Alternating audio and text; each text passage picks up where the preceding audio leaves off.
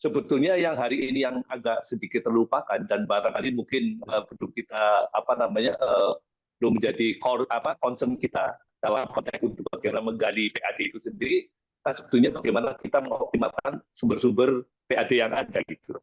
Karena apa gitu loh. Hari ini kalau kita masih terfokus pada satu cluster atau satu segmen PAD kita, ya itu tentunya nanti akan terjadi stagnasi dalam proses berapapun pendapatan di daerah kita gitu. Tapi sebetulnya itu tadi, kita butuh kreativitas, kita butuh inovasi dalam langkah terobosan supaya bagaimana kita bisa mengoptimalkan sumber-sumber PAD kita yang tidak hanya bersumber pada sisi saja, yaitu dari pada daerah. Karena kan kita punya yang namanya aset, optimalisasi aset, kemudian juga kita punya BUMD yang memberikan dividen. Nah ini yang kira-kira yang menurut saya belum ada sebuah titik fokus ataupun langkah-langkah yang khusus untuk bagaimana mengoptimalkan terutama sumber pendapatan yang dari dua segmen ini atau dua kolektif ini.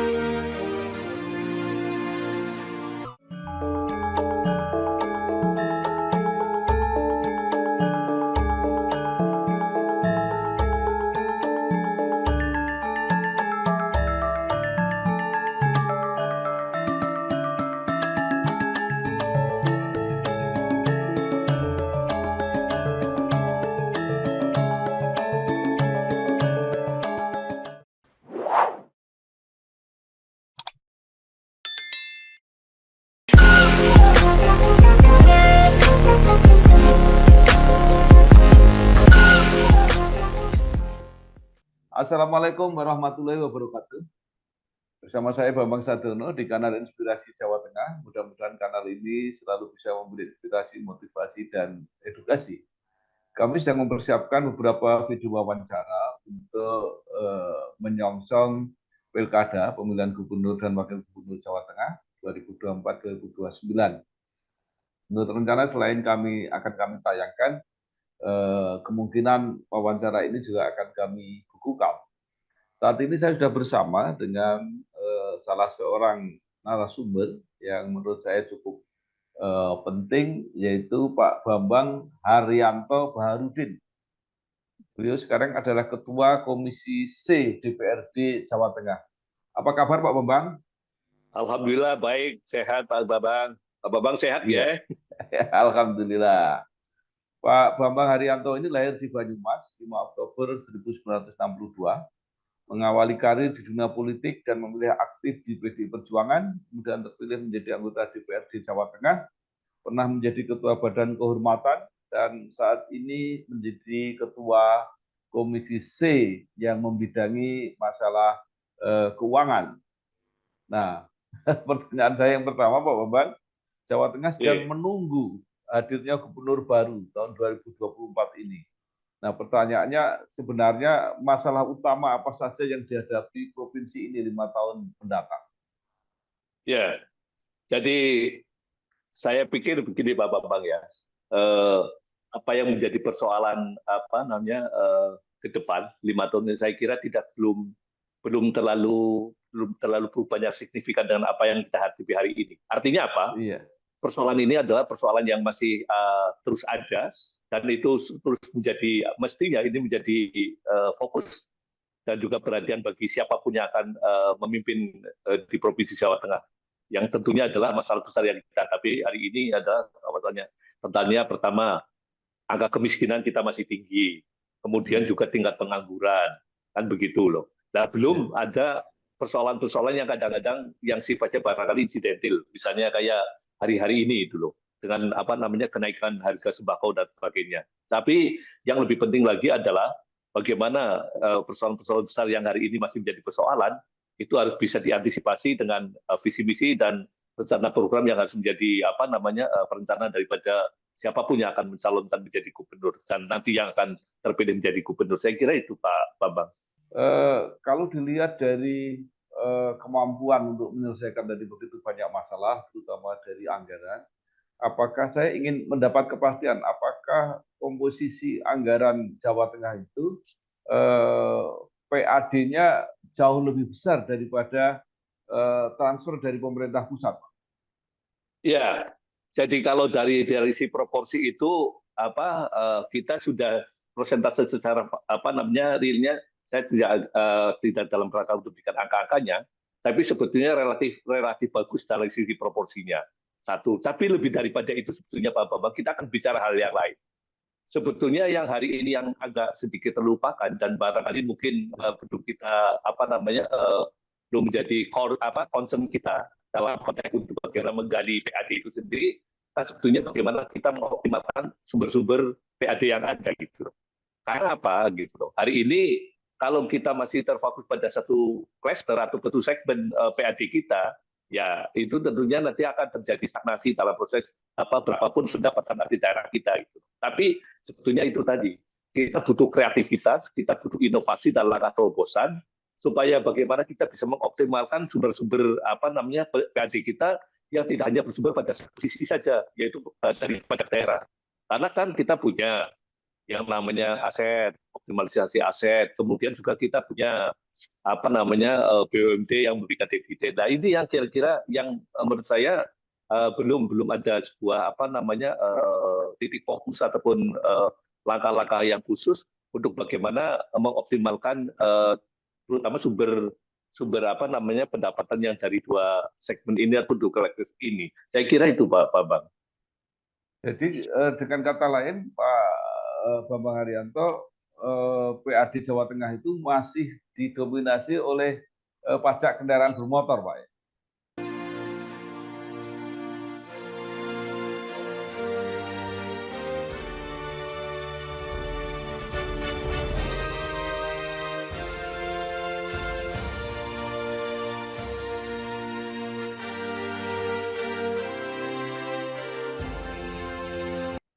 Iya, hari ini memang saya kira ini hampir sebetulnya itu tidak salah ya, karena relatif mesti kalau kita lihat proporsi dan dinamika PAD hampir di seluruh wilayah kan kita masih bertumbuh pada pajak daerah ya.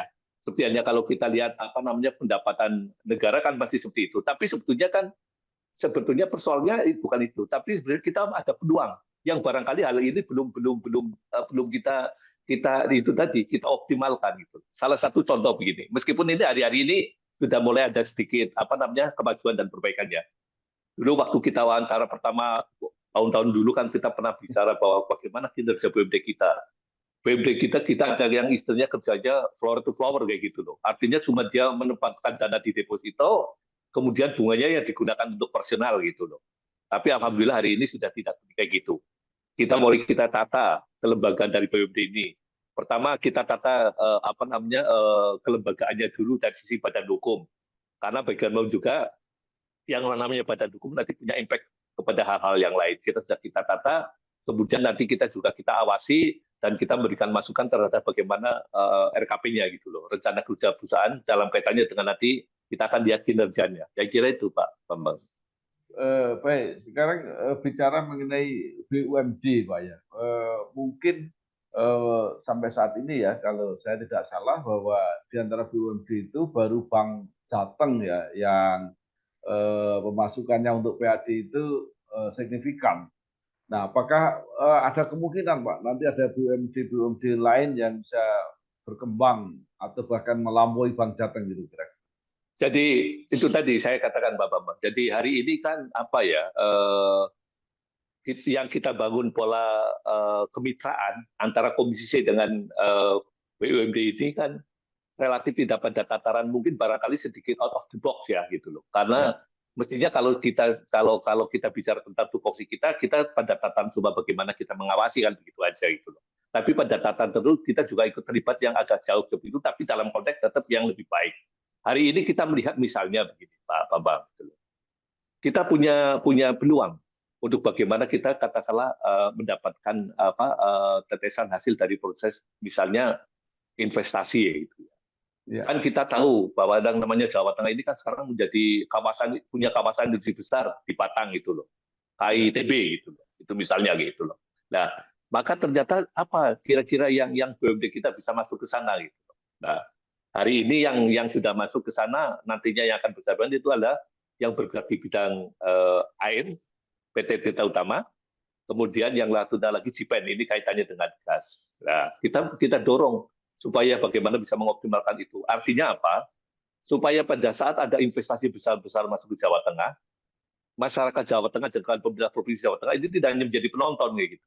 Ya. Nah, sehingga kita bisa paling tidak bisa memanfaatkan trickle down efeknya gitu loh. Nah, antara lain trickle down efek daripada investasi kan, ya mungkin pertama penyerapan tenaga kerja pasti gitu loh. Tapi pada tataran lain karena kita punya BUMD, siapa tahu bisa bersinergi, bisa berkolaborasi dan bisa masuk ke sana, sehingga itu tadi akan mengembangkan apa namanya membuka ruang kepada apa namanya bisnis daripada BUMD yang kita miliki ini. Misalnya hari ini kan PT Tirta Utama kan cuma sebatas menjual air baku dan air bersih kepada perusahaan-perusahaan daerah air minum di kabupaten kota. Kemudian kita nanti kalau sudah bisa masuk ke sana kan bisa menyediakan kebutuhan air yang untuk seluruh kawasan di industri itu. Saya kira kan satu pasar yang sangat menjanjikan lah. Kira-kira begitu Pak Bambang.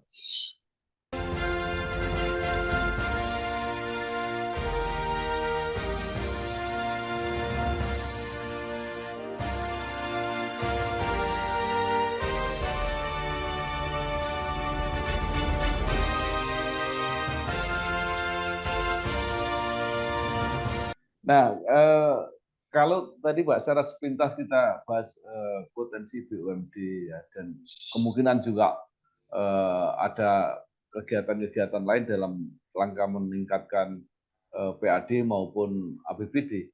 Menurut prediksi Pak Bambang Haryanto, APBD Jawa Tengah tahun depan kira-kira posturnya seperti apa? Apakah meningkat dengan sangat signifikan gitu? Apa kira-kira meningkatnya juga normal-normal saja gitu? Jadi begini, ini kan kalau persoalan apa namanya postur dan juga besaran APBD itu kan dipengaruhi beberapa hal ya. Pertama tentunya yang biasanya kita yang akan apa namanya yang akan mendinamisir itu kan persoalan masalah PAD dan belanja transfer kayak gitu loh. Nah, pendapatan transfer pendapatan transfer. Tapi hari ini yang jelas kayak gini, saya tidak mungkin tidak bisa bicara secara konkretnya, tapi paling tidak kita dihadapkan pada persoalan yang harus menjadi kita, makanya itu tadi kita cari solusinya. Pertama, dengan pelaksanaan Undang-Undang HKPP, hubungan keuangan pemerintah pusat dan pemerintah daerah, itu kan yang paling terkena berimplikasi kan ini terhadap bagi hasil pajak daerah itu loh Pak Bambang. Ya. Dengan option itu gitu loh.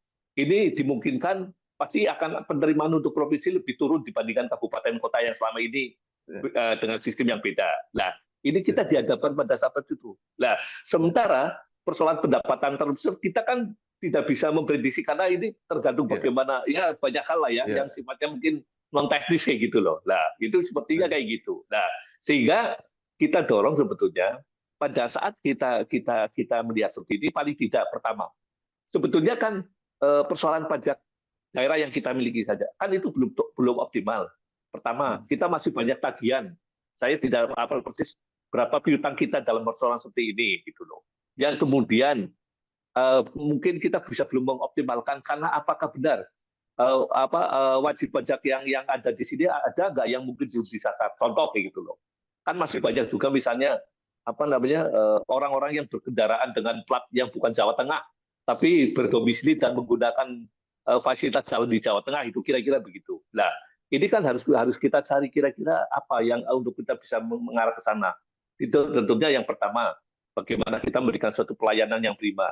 Karena ini kembali lagi orang yang asumsi orang yang punya mobil punya itu kan orang yang dalam tanda kutip secara ekonomi kan lebih mapan lah begitu loh. Nah ini kan biasanya mohon maaf itu loh, kayaknya kan agak rewel ya dalam hal-hal misalnya masalah servis dan pelayanan. Nah ini yang harus kita antisipasi ke sana.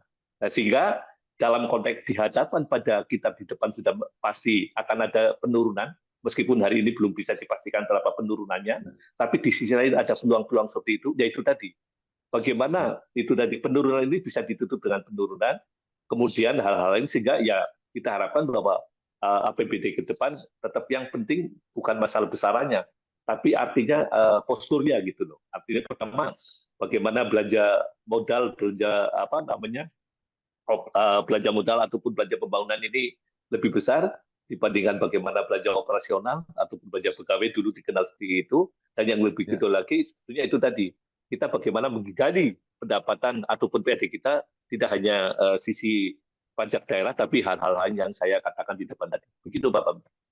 Iya, menarik sekali nih Pak Bambang Haryanto, kira-kira dinamika APBD ke depan. Kalau dilihat dari penghasilan atau pendapatan dari pajak kendaraan bermotor untuk provinsi, kemungkinan turunnya akan lebih besar, bukan karena pendapatannya, tetapi pembagiannya dengan kabupaten Ya, kota yang ya, porsinya meningkat sehingga porsi untuk provinsi menurun gitu ya. Nah, ya, betul ya. kemudian akan dicoba dengan peningkatan dari sektor-sektor lain juga peningkatan di dalam penagihan dan sebagainya. Sementara dana transfernya belum bisa diputuskan. Nah, pertanyaan saya begini, untuk menghadapi situasi yang seperti ini, pasti figur kepala daerah punya peran yang sangat penting. Nah, menurut Pak Bambang Haryanto dilihat dari segi sudut manajemen keuangan daerah, kira-kira figur seperti apa yang cocok untuk menghadapi Ya. persoalan seperti ini, Pak Bambang? Tentunya kalau kita lihat tadi perbincangan sesaat dengan kita gitu tadi bersama kita ini Pak Bambang kan Ya, apa namanya paling tidak kalau kita bicara dari apa namanya postur APBD dengan segala perniknya, kita kan tahu persis paling tidak ada apa namanya ada persoalan-persoalan yang akan kita hadapi kan seperti kayak gitu. Sehingga dalam konteks itu loh, bagaimana kita mengoptimalkan sisi pendapatan tidak hanya dari pajak daerah, ya tentunya gitu loh.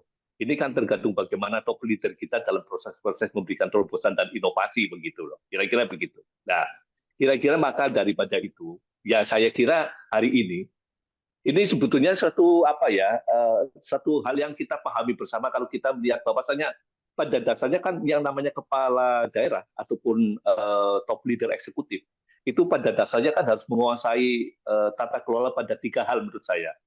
Dia bisa berfungsi sebagai administrator pemerintahan, administrator pembangunan, dan administrator kemasyarakatan kan begitu. Nah, ya, mungkin dari sisi-sisi inilah bagaimana tiga ini benar-benar bisa dikuasai. Nah, tentunya ada tambahan lagi bahwasanya itu tadi saya kira harus punya jiwa entrepreneurship ya yang artinya bisa bukan berarti kita akan membisniskan daerah atau pemerintahan ini tapi kita juga harus sebagai itu kembali lagi kita jangan harus berpikir linear gitu loh. ya, Ini yang saya kira seperti itu. Jadi kadang-kadang misalnya mungkin agak sedikit apa namanya menyimpang tapi tetap dalam konteks tidak melanggar aturan, tidak apa bertentangan dengan aturan, tapi dalam konteks yaitu tadi inovasi yang seperti ini dalam kerangka itu tadi supaya kita tidak biasa-biasa saja gitu. Kira-kira begitu Pak.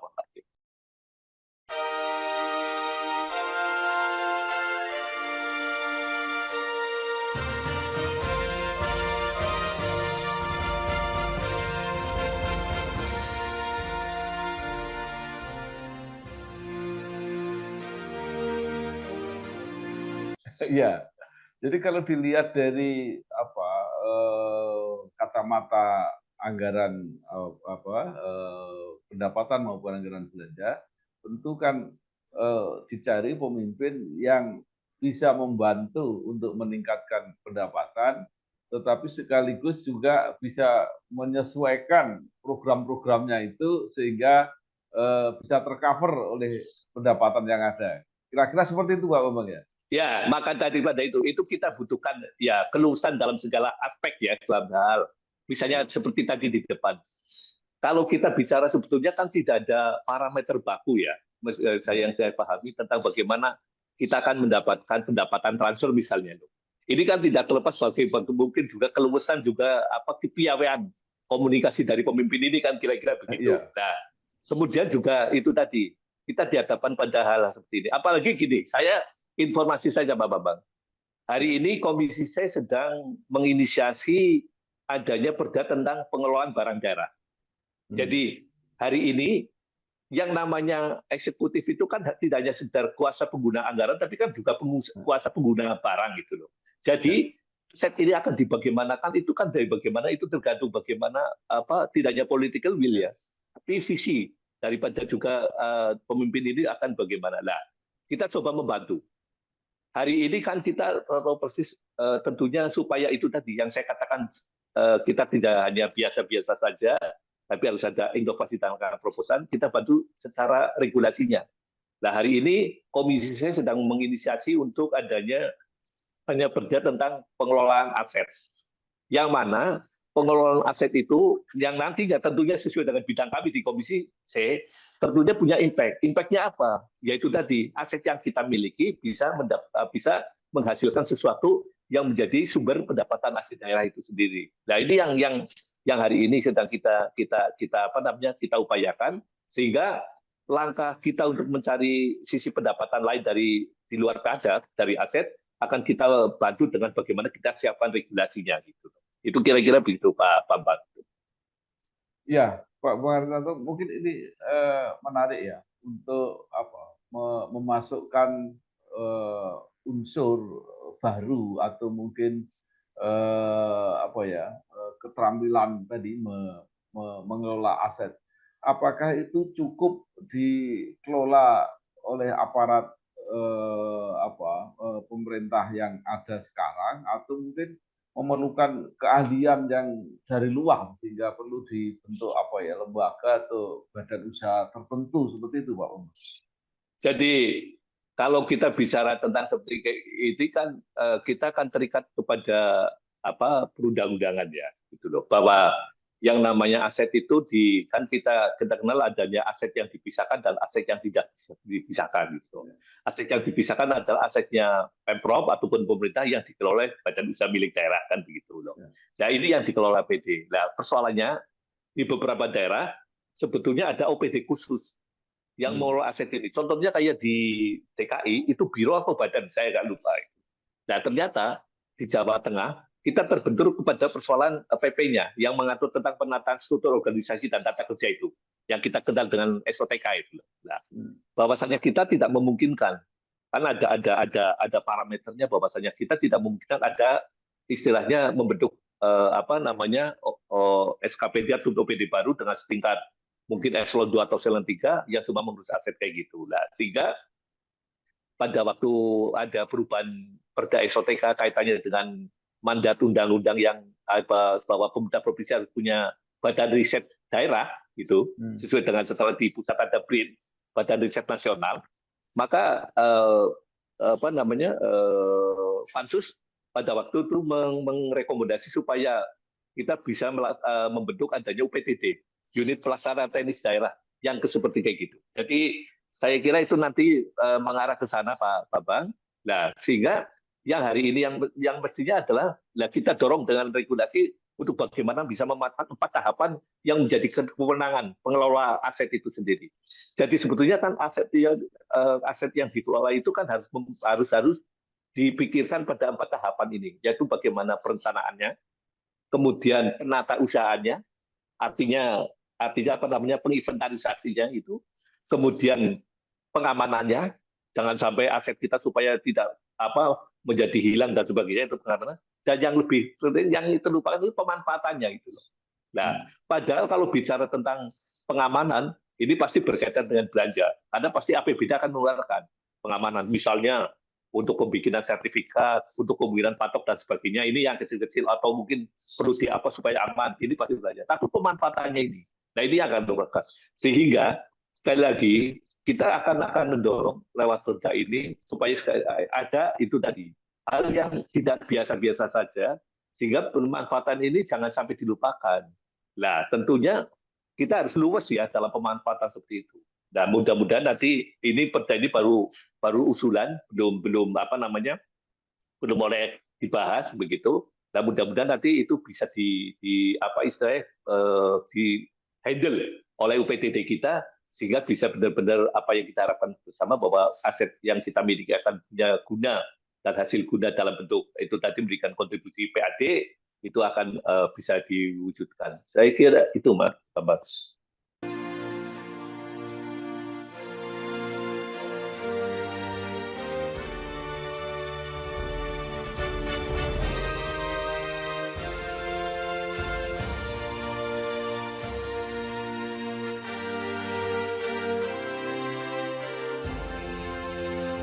Ya, baik. Ternyata kira-kira pemimpin Jawa Tengah yang ideal itu pertama mempunyai hubungan atau komunikasi yang baik dengan pemerintah pusat karena banyak anggaran yang akan diturunkan dari sana. Juga kemudian juga memahami atau bahkan bisa mengelola potensi-potensi pendapatan daerah yang kelihatannya agak rumit juga, Pak ya. Nah, Ya, menurut Pak Bambang, bagaimana cara memilih ini? Apakah kan itu terserah pada partai-partai nanti yang mengusulkan. Tapi mungkin kalau boleh memberi saran gitu, figur seperti apa sebenarnya yang ya, dibutuhkan? ya tentunya begini. Eh, ya mudah-mudahan pasti begini. Pada dasarnya sesuatu yang kita harapkan yang sempurna itu utopia lah begitu ya gitu Ya, loh. Tapi paling tidak memenuhi harapan apa yang menjadikan keinginan sebagian ataupun sebagian besar masyarakat Jawa Tengah. Tapi saya kira begini, ada hal lain yang mungkin perlu saya sampaikan. Hari ini pemerintah tidak bisa berdiri sendiri. hmm, Hari ini bagaimana juga dengan konsekuensi kita sebagai negara demokrasi, pasti yang namanya partisipasi sebuah keniscayaan. Nah, mungkin ini yang harus, mungkin ini menjadi pemikiran kita bersama, ataupun barangkali siapa yang berkeinginan untuk mencalonkan diri gitu loh. Sehingga menurut saya, kalau bicara tentang partisipasi masyarakat Jawa Tengah itu sangat luar biasa. Karena yang namanya potensi sumber daya manusia di Jawa Tengah punya luar biasa. Potensi dari segala hal itu loh. Baik potensi dari segi mungkin untuk pemikirannya, mungkin untuk pemikiran kita tidak kurang para ahli dan orang pintar. Kalau kita bicara tentang bagaimana partisipasi dalam bentuk misalnya materi, saya kira di sini juga banyak orang-orang sugih, orang kaya kan begitu. Jika sekarang kita bagaimana bisa memanfaatkan. Nah sehingga tentunya ini kalau saya menurut saya ini mohon maaf, paling tidak ini harus penuh tentang kultur masyarakat Jawa Tengah itu sendiri. ya, Bagaimana personal touch-nya gitu loh. Karena ini kan memerlukan suatu pemahaman yang tersendiri dan punya ya, seni tersendiri gitu loh Bapak-Bapak. Jadi ya, kalau kita bicara tentang persoalan-persoalan komunikasi politik itu juga itu penting, tapi personal touch terhadap masyarakat Jawa Tengah itu harus ya, berangkat daripada kita memahami kultur masyarakat Jawa Tengah. ya, Nah, persoalan ini tentunya mudah-mudahan itu loh. Artinya itu bisa ditangkap oleh siapapun nanti tentunya karena ini pengusulan bisa lewat independen dan partai-partai ya. ya, Nanti proses-proses seperti itu akan bisa diakomodir dan mudah-mudahan nanti proses itu ke sana ya bukan berarti harus mengikuti ataupun sesuai dengan apa yang sedang kita bincangkan gitu loh. Tapi mungkin ya, barangkali yang terpenting adalah harapan masyarakat Jawa Tengah seperti itu. Sehingga yang lebih penting lagi bagi saya sebetulnya ada hal lain yang ingin saya sampaikan Bapak. ya, Sebetulnya hari ini kita belum ada kesepahaman yang utuh, gitu loh. Persoalan memaknai sebuah demokrasi. Nah, hmm, kalau bicara tentang demokrasi itu sebagai tujuan daripada demokrasi itu adalah goalnya adalah kesejahteraan, kan kita harus memahami bahwa proses demokrasi itu bukan kepentingan sepihak. Jadi sebutlah demokrasi elektoral kayak gini kita yang kemarin baru kita lakukan. Mestinya kan tidak hanya kepentingan calon saja, tapi masyarakat pun berkepentingan. ya, Tapi saya kemarin ini perenungan yang baru saya ceritakan di sini gitu, ya, saya dapatkan yang kemarin yang terjadi seolah-olah adalah kebutuhan kami, bukan kebutuhan masyarakat. Sehingga apa yang terjadi? Nah, gitu tadi. Spirit ya, zamannya sedang seperti kayak gini, ya, lah liberalisasi demokrasi seperti ini ada pemahaman yang keliru. Sehingga sepertinya apa? Karena saya yang butuh, saya harus memberi sesuatu kepada yang dibutuhkan. Atau merasa, lu kan butuh saya, kamu akan memberi apa ke saya, kan begitu loh. ya, Ini yang kurang elok. Nah, saya kira ini tadi, meskipun ini bukan siapa-siapa, mestinya yang suka-suka partai politik ya, untuk memberikan political education-nya seperti itu, sehingga mudah-mudahan nanti terjadi itu tadi demokrasi yang ideal di mana pada saat memilih pemimpin bukan berdasarkan hal-hal yang menurut hemat saya tidak nilainya terlalu rendah, tapi bagaimana bisa dimaknai udah kebersamaan bersama sehingga tadi oh ya saya akan memilih pemimpin seperti ini karena nantinya figur pemimpin seperti inilah yang nanti akan membawa kesejahteraan kepada kita semua. Karena pada dasarnya yang namanya goal daripada demokrasi itu adalah kesejahteraan. Nah, kalau toh ternyata seperti pesan Pak Bambang kira-kira yang ideal apa, itu kan dalam hal yang sifatnya mungkin tidak komprehensif ya, parsial ya. Seperti Mas saya itu tadi, yang punya komunikasi politik, tentunya ada hal-hal lah yang perlu dilengkapi dan juga perlu yang lebih tahu kultur Jawa Tengah gitu loh. Kira-kira begitu. Baik, luar biasa. Artinya mempunyai kapasitas, mempunyai kemampuan menyelesaikan masalah, tapi memahami kultur Jawa Tengah. Nah, sekarang dikaitkan dengan banyaknya aspirasi atau munculnya keinginan untuk menampilkan tokoh-tokoh muda di Jawa Tengah. Itu kira-kira seperti apa? Dan apa saran Pak Bambang Haryanto supaya tokoh-tokoh muda ini bisa berperan, tapi sekaligus juga tadi untuk menjawab masalah masyarakat? Saya kira itu sebagai sebuah aspirasi tentu kami tidak dalam posisi untuk menilai gitu ya. Artinya bahwasanya itu sebuah aspirasi, misalnya bagi saya itu adalah artinya sebuah informasi dan sebuah pemahaman, misalnya dikaitkan dengan kondisi yang ada hari ini. Tapi pada prinsipnya pertama begini, ini saya pribadi Pak Bambang ya. Saya sebetulnya orang yang sebagai orang yang tidak terlalu tertarik untuk mendikotomikan antara tua dan muda gitu loh. Karena belum tentu yang tua itu loyo, terus yang muda itu semangat, kan itu relatif lah ya, masih belum jelas. Tapi yang penting begini saya kira, kita hari ini sebetulnya itu tadi kembali lagi, saya ini orang partai, orang politik, tapi ini otokritik gitu. Kadang-kadang kan kemandegan regenerasi di apa namanya, di apapun tahap apapun, di segi apapun ini kan karena itu tadi, terutama untuk pemimpin-pemimpin ini ya. Jadi kadang-kadang kan terjadi apa namanya kaderisasi yang agak kurang bagus ya di tingkat internal partai dan sebagainya lah. Ya ini yang mungkin barangkali yang menjadikan PR kita bersama, supaya bagaimana kita memacu supaya bahwasanya partai politik itu sebagai sumber rekrutmen kepemimpinan dan sebagainya itu benar-benar akan difungsikan secara optimal. Ya salah satunya tadi, kalau bicara rekrutmen kepemimpinan kan harus menyiapkan kaderisasinya gitu loh. Sehingga mudah-mudahan dengan kalau nanti partai politik itu sudah, karena hari ini kan partai politik belum sehat apa-apa, belum bisa melaksanakan fungsi yang seutuhnya. Nah kita berharap bahwa pada suatu titik nanti satu waktu, entah kapan dan tentu tidak bisa memastikan, partai politik bisa menjalankan fungsi-fungsinya yang baik, sehingga kalau ini sudah tidak baik, saya kira tidak akan itu tadi, kita tidak akan apa ya terlalu rumit dan tidak akan terlalu sulit dan tidak akan terlalu terjadi perdebatan yang kadang-kadang mungkin sedikit keluar dari sisi bagaimana kita mencari pemimpin. Karena kembali lagi, dilihat saja fungsi partai politik kan rekrutmen kepemimpinan. Yang namanya hari ini, yang namanya konstitusi kita sudah mengamatkan bagaimana fungsi partai politik. Yang namanya presiden dan wakil presiden kan tidak bisa diajukan kecuali oleh partai politik, kan begitu. Kalau lain-lainnya masih ada independen lah. Kira-kira begitu. Nah, tinggal sekarang saya kira ini menjadi apa? PR kita bersama supaya lagi fungsi partai politik harus kita sehatkan, harus kita mantapkan supaya benar-benar fungsi rekrutmennya, fungsi kaderisasinya, fungsi edukasinya itu benar-benar bisa dilaksanakan sehingga nanti kehidupan perpolitikan kita akan semakin baik. Kira-kira gitu Pak Bambang, sehingga nanti ini kaitannya dengan apa yang tadi dipertanyakan. Saya kira kalau nanti sudah ini berjalan baik, tidak perlu kita ada hal-hal yang seperti Pak Bambang saya katakan itu. Meskipun kenyataannya hari ini ada, ya kita maklumi gitu. Kira-kira begitu Pak. Baik, Pak Bambang Haryanto, terakhir ya, kalau saya menyimpulkan tadi kan yang dibutuhkan adalah pemimpin yang sesuai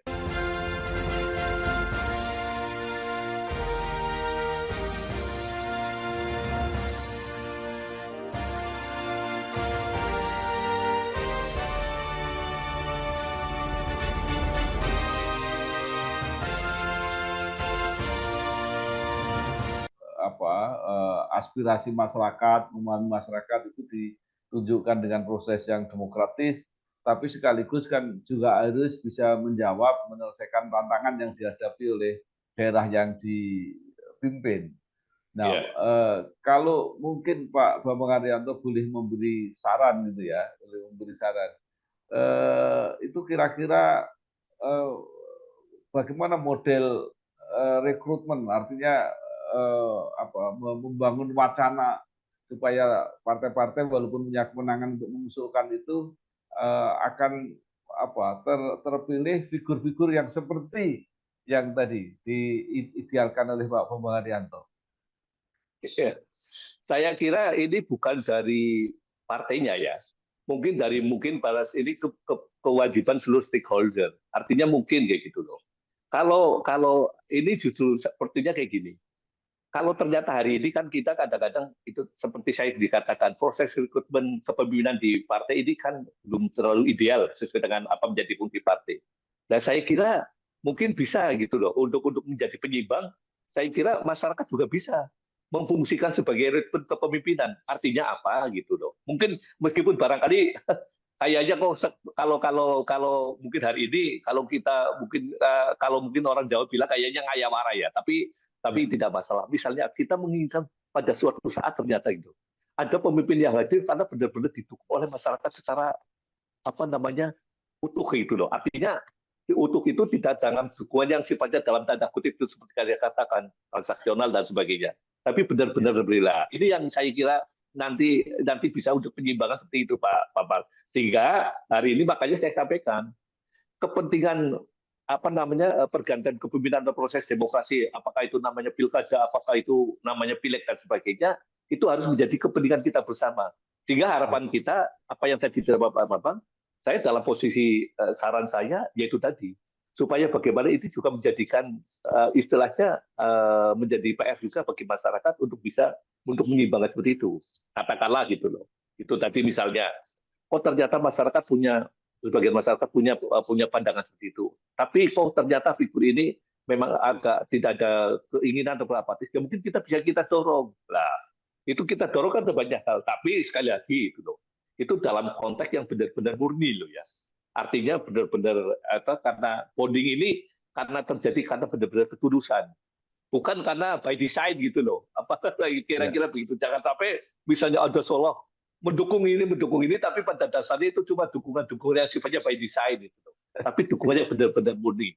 Benar-benar apa namanya? Itu proses dukungan dari bawah atau seperti kayak gitu. Sehingga apa yang kita kekuatan rakyat itu dicoba seperti itu. Kira-kira begitu. Nah, kalau toh ini tadi bisa dibarengkan dengan apa yang jadi ini jadi apa namanya menjadi masukan dan akan diakomodir akan menjadi diputuskan oleh partai politik, itu kan berarti sesuatu yang bagus gitu loh. Kira-kira begitu Pak Bambang.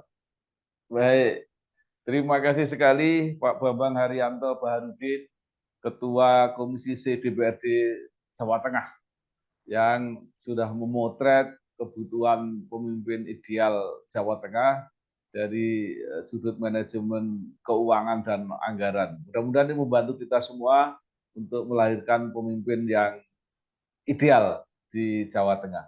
Sekali lagi terima kasih Pak Bambang Haryanto. Sami-sami Pak Bambang, matur nuwun, salam sehat Pak Bambang. Waalaikumsalam warahmatullahi wabarakatuh.